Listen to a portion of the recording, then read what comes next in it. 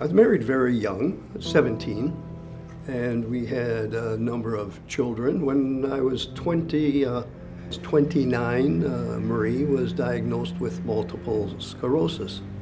And that was kind of a shock to hear that with 6 children. I was busy in the plumbing business.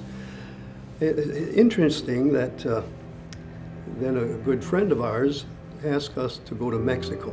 I never thought I'd go to Mexico, starting a plumbing business and children being young.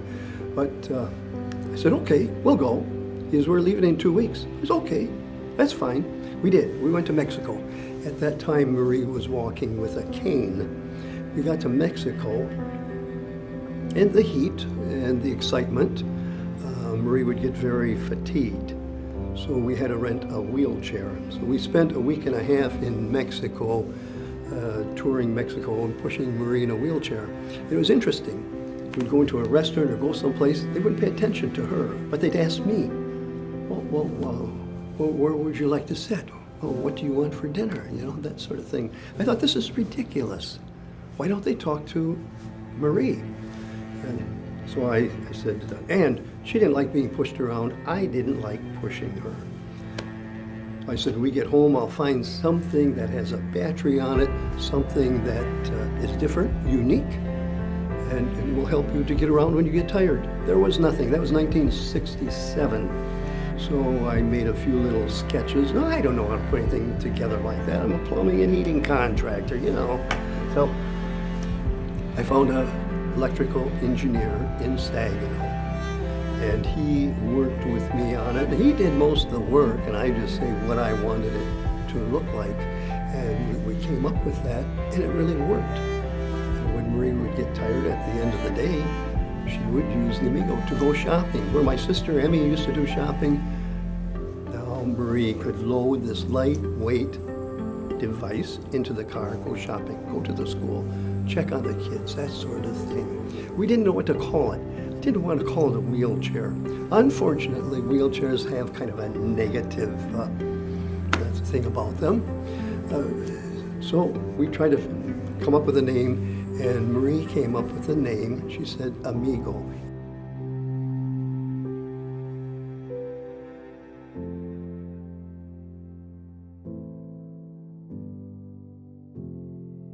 So Marie said, you have to build some more. I don't know how to build any more.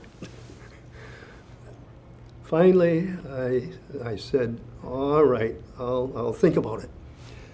The couple that we went to Mexico with, shortly after Marie said we should build some more, he called up. He says, Al, you've got to come down to the pickle factory in Bridgeport. There's something like you built for Marie, except they stand on it, and they use it in the warehouse. So I went down to the pickle factory, looked at it. It happened to be built in Cadillac, Michigan. Interesting. So I got the name of the company, called up the president of the company, said, I want to come talk to you. Okay, went up there, told him what I wanted to do. I wanted to buy one of these and convert it for people that had walking limitations. So I didn't have to engineer anything after that. There it was. Well, except it only went 1 speed forward, no reverse, no seat on it. So we took it apart, moved the battery in the back, put a seat on it, put steel bars underneath. Well, after I got all that done, we had to repaint it. My brother, Alden, was a painter. How handy. So we repainted it. The paint didn't hold up all that good because he's a house painter, and painting steel is a little different. Didn't matter. It worked. And then we started to sell these.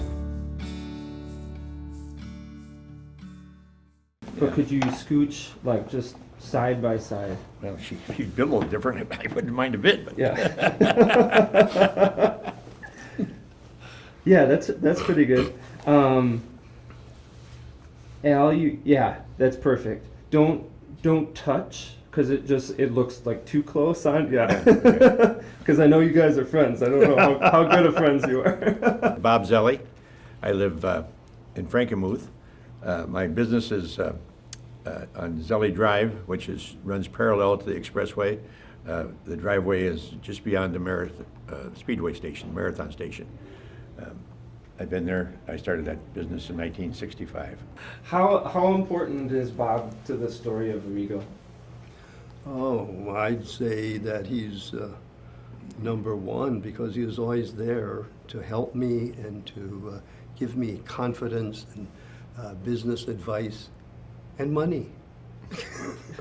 With this money, I give him about $25 or $30 one time. Oh, and yeah. That's it. No, he never limited it. Then one time we started making money, didn't think about income tax. How am I going to pay this $2,500 income tax?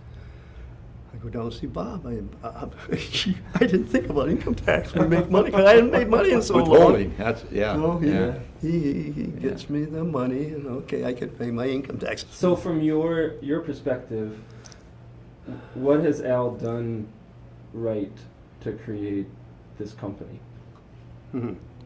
Because he's very quick to admit the things that he's done wrong, but what has he done right? I'll tell you what, he's got the right attitude. He's got the right attitude to be successful. He's got the right work ethics to be successful. Yeah. And with that, and he's by far a better person than a lot of people, better than what I would be as far as dealing with people. That's what kind of struck me when I first walked in this building was, like, I mean, if you look at this wall, it's just full of pictures of people. Mm-hmm. And if you go over in that room, it's full of pictures of people. And if you go in the factory, like, there's giant pictures of people. And it's just, it seems like Al's done just a beautiful thing on, like, yeah, he's created a business, but he's also helped all of these people, and that's always been the focus. That's exactly right. You hit it right on the head. Yeah. He's a people person. Yeah. And without people, you cannot be successful.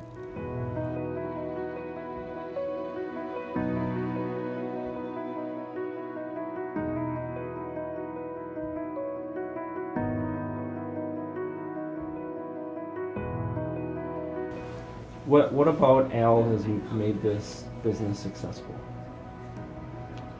His curiosity and his never being satisfied. He's just always kind of restless. And we just need to keep doing better, faster, improve. He's just driving us. Mm-hmm. And it's wonderful and it's exhausting. Yeah. What do you think Al Teamy 50 years ago in his garage would think if Al Teamy now came to him and said, hey, in 50 years you're going to be an international company helping people all over the world? What? He would say, I would have thought I would have been bigger. Right? Yeah, loser. Why didn't we do more? Yeah, my goodness, just think what we should have been. He's not satisfied. Yeah. Today's not it for him. Yeah.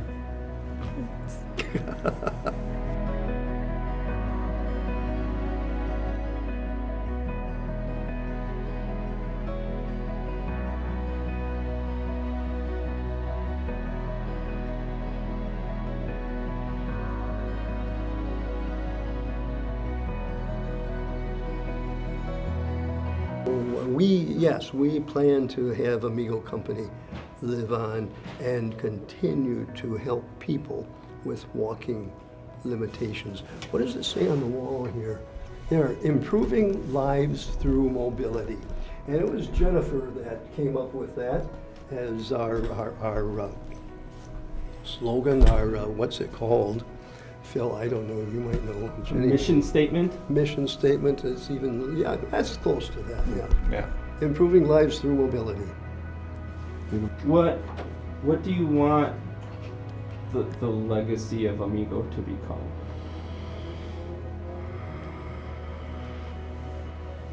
I never gave too much thought to what Amigo should become.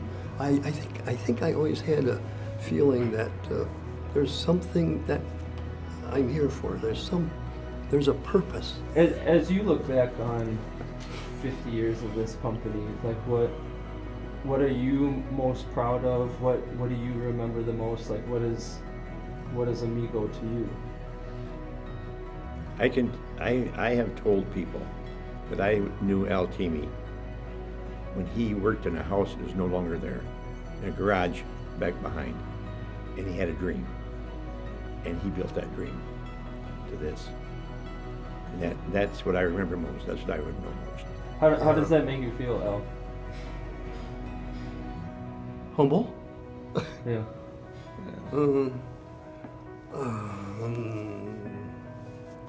Because there's so much more to do, Yeah. I guess. Yeah, we now have a base and a platform that now the next 50 years, they're really going to be something. Yeah. I hope you're here. Yeah. Yeah. I kind of hope that too. Yeah.